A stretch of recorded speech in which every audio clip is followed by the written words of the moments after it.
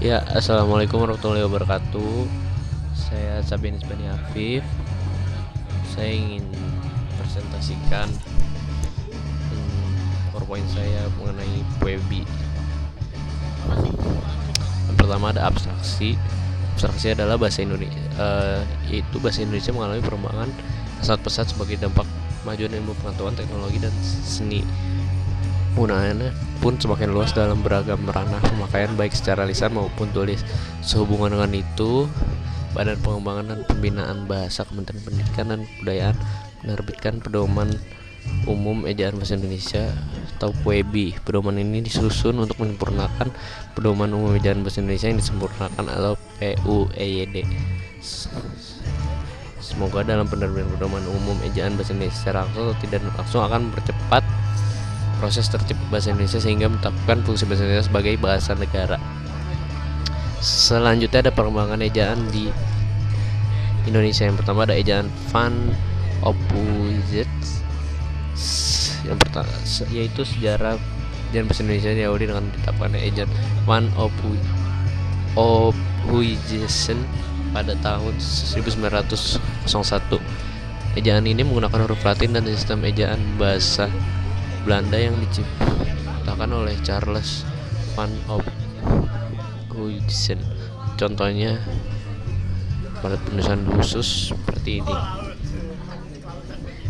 Kemudian yang kedua, ejaan Republik atau ejaan Suwandi pada tahun 1947 sampai 1956. Ejaan Republik berlaku sejak tanggal 17 Maret 1947. Pemerintah berkeinginan untuk menyempurnakan ejaan Van Ophuijsen. Adapun hal tersebut dibicarakan dalam Kongres Bahasa Indonesia pertama pada tahun 1938 di Solo. Contoh ejaannya ada seperti ini. Kemudian yang ketiga ada ejaan Melindo pada tahun 1959,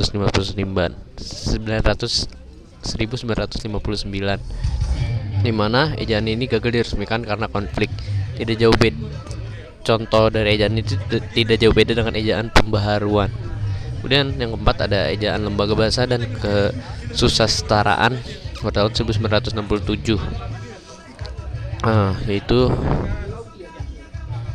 pada contohnya ada huruf TJ yang diganti dengan C, kemudian ada huruf J yang diganti dengan huruf Y, ada huruf asing Z, Y, F disahkan menjadi bahasa Indonesia. Yang kelima, ada ejaan yang disempurnakan pada tahun 1979. Contohnya tuh huruf TJ diganti. Contohnya Soekarno menjadi Soekarno, planet Jupiter menjadi Jupiter, Sindo muncul menjadi Sindo muncul. Yang keenam ada ejaan bahasa Indonesia pada tahun 2015, yaitu contohnya ada maksimal menjadi maksimal, option menjadi opsi. Kemudian ada hal-hal yang perlu dipelajari dalam PUEB. Ada pemakaian huruf, penulisan kata, pemakaian tanda baca, dan penulisan serapan. Pertama, pemakaian huruf. Pemakaian huruf penulisan kata ini berdasarkan kata dasar sebuah kata. Ada kata ulang, kata gabung, singkatan atau akronim, serta lain-lain. Pemakaian huruf ini berkaitan dengan pengucapan vokal, huruf konsonan, huruf kapital, huruf miring, dan lain-lain. Kemudian ada penulisan unsur serapan dan pemakaian tanda baca meliputi titik, koma, petik, dalam kurung, dan lain-lain. Kemudian ada penggunaan huruf kapital. Yang pertama ada huruf pertama kata, nama orang, nama hari besar, nama tempat atau kota. Dan kemudian ada nama gelar dengan disingkat. Contoh kalimat nama orang, Nadia Yulia menangkan lomba pidato. Dan ada kalimat saya makan-makan di rumah Salwa Nikmah saat tahun baru. Kemudian pada nama gelar atau jabatan dengan contoh Agung Darmawan S.H atau sarjana hukum adalah pengacara kondang.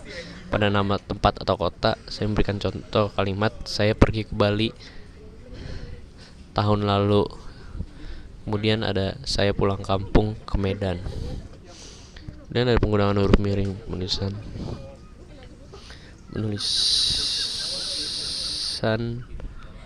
asing. itu penulisan kata asing, seperti extempore. Extempore adalah jenis pidato yang paling baik. Pidato sudah disiapkan sebelumnya berupa outline, garis, dan pokok-pokok penunjang pembahasan. Kemudian ada judul buku. Dengan contoh, saya sudah membaca buku karangan Abdul Muiz. Kemudian ada contoh lagi, majalah Pujangga baru menggelorakan semangat kebangsaan. Kemudian ada kata atau ungkapan dalam bahasa daerah. Pertama ada upacara Pusijuek atau tepung tawar, menarik, itu tujuannya untuk menarik perhatian wisatawan asing yang berkunjung ke Aceh. Kemudian ada huruf vokal. Pada penggunaan huruf vokal seperti huruf A pada kata api, padi, dan lusa. Pada huruf E ada enak, petak, sore. Kemudian pada huruf I ada itu, simpan, murni. Pada huruf O ada oleh, kota, radio. Dan terakhir pada huruf U ada ulang, bumi, dan ibu. Kemudian ada penulisan kata. Ada kata dasar, kata turunan, kata ulang, dan kata ganti. Pada kata dasar saya memberikan contoh, ibu percaya bahwa engkau tahu. Kemudian pada kata ulang ada anak-anak, buku-buku, hati-hati. Kemudian pada kata turunan, tali itu bergetar. Lalu adik bermain di rumah. Terus pada kata ganti, saya memberikan contoh, apa yang kumiliki boleh kau ambil. Kemudian bukuku, bukumu, dan bukunya tersimpan di perpustakaan.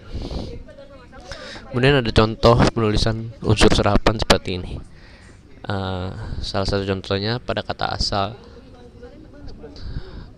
ada kata abad yang menggunakan huruf D. Kemudian pada kata serapannya menggunakan huruf T, dan pada bahasa asalnya